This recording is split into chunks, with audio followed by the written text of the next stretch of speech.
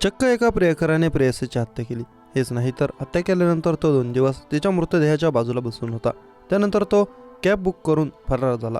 या घटनेने मोठी खळबळ निर्माण झाल्याचं बघायला मिळालं. मृत प्रेयसीची ओळख देखील पटली आहे. बंगळुरूमधील इंदिरानगर भागातील एका सर्व्हिस अपार्टमेंटमध्ये प्रेयसीची हत्या करण्यात आली. ही मृत प्रेयसी फेमस ब्लॉगर होती. घटनेची माहिती मिळताच पोलिसांनी धाव घेतली असून या प्रकरणाची पुढील तपास केला जातोय. मृत प्रेयसीचं नाव माया गोगाई असं आहे.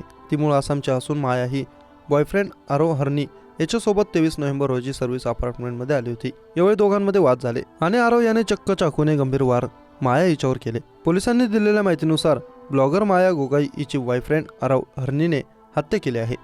आरोपीने मायाच्या छातीवर अनेक वार केले. गंभीर जखमी झालेल्या मायाचं निधन झालं.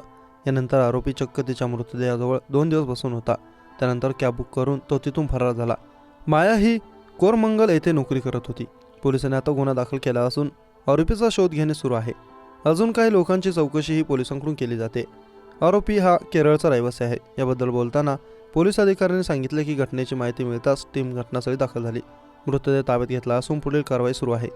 आरोपी हा केरळचा रहिवासी असून त्याच्याबद्दलची अधिक माहिती घेणे सुरू आहे. मृत मुलीची ओळख पटली आहे. आता या प्रकरणी अजून काही मोठे खुलासे होण्याची देखील दाट शक्यता आहे.